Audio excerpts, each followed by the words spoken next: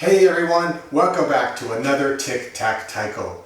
For this week's drill, I was trying to think of something that would help address so many taiko players that grip their bachi way too tightly, and I wanted to think of a way that would help relax or release the grip.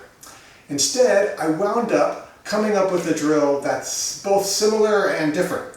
It will help you become more aware of how tightly you grip and how good your wrist snap really is. Now for this drill, all you need is a pair of chopsticks. Now in Japanese, chopsticks are called hashi, and sometimes you'll have the honorific O attached to them. And so for this week's drill, I present to you O-hashi bachi. Literally that translates into chopsticks, drumsticks. Does not sound anywhere near as cool as O-hashi bachi.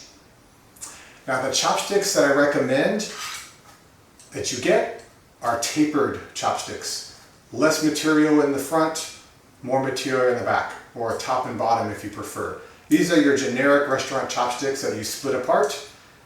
If you have access to these plastic chopsticks that taper all the way from the tip to the end are much more preferred, but do with what you have. So for this drill, you're going to take your hashi and you're going to play a lot of notes. And play and play and play and play and play and play. And that's it. When you're gripping your hashi, you want to hold it with the lighter or smaller side in your grip and the heavier or weighted side as the striking part. You notice how I'm holding it like a mini bachi, so there's still a fulcrum here. I'm not trying to grab it at the very tip. This makes it unplayable. Alright, so let's go to a demo. I'm going to play whatever notes come to mind at whatever tempo they come out as.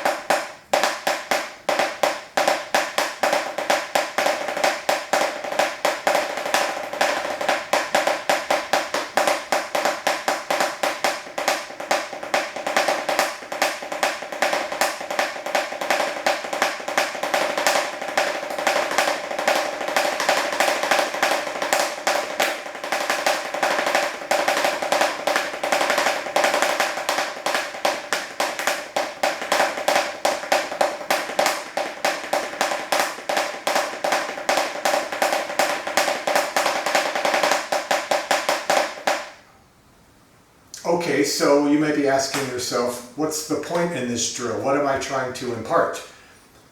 Normally when you're playing taiko, let's say you have your shimebachi. You're striking with a weighted stick and you're using gravity and you're using momentum to create a good deal of power, of force. Now let's say I take away that stick and I give you another stick, a very small stick. You're no longer able to generate that kind of momentum or really use gravity much at all. Now, how is your technique? If you try to use that same type of strike and your grip isn't good enough or it's not strong enough, that's what happens to your hashi. On the other hand, if you're like a lot of taiko players I've seen and your grip is too tight, then your strike becomes it's a press or poke. It feels weird, it sounds weird, it looks weird, and it generates a lot of tension here really quickly because this is the only part that's gripping. You're not able to use your full hand. It's all focused in these two fingers, which means a lot more work. It's concentrated versus maybe more spread out when you have a bigger stick.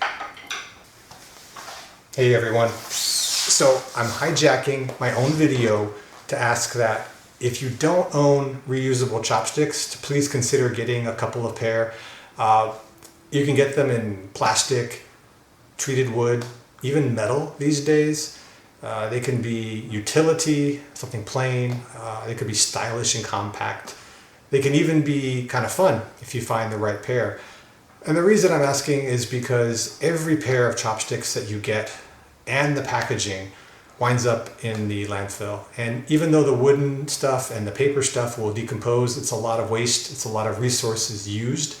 So the more people that use reusable chopsticks, the better off we all are. And I will say, for some of you who will catch it, that yes, I'm using a pair of wooden chopsticks in this video. It's one of the few pair that I have left. So anyways, thanks for watching, and let's get back to the video. So I'm going to do another demo, and I'm going to alternate between playing patterns too tight and relaxed, too tight and relaxed. Let's take a look.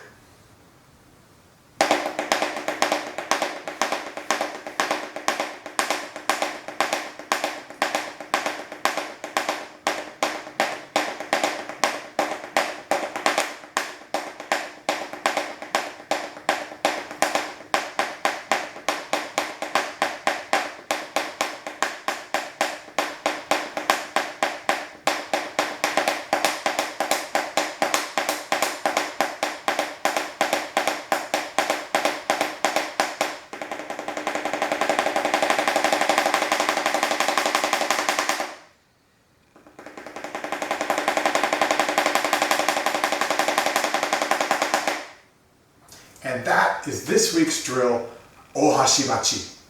Now this is what I'm calling an experimental drill, and what I mean by that is it has not been field tested on other people, but I really think the principles are sound. However, I would love to get feedback from anyone who does this drill. Whether you liked it or didn't like it, whether it worked or didn't, what you found out, anything. Leave a comment below in YouTube, or if you prefer on Facebook, let me know what you thought.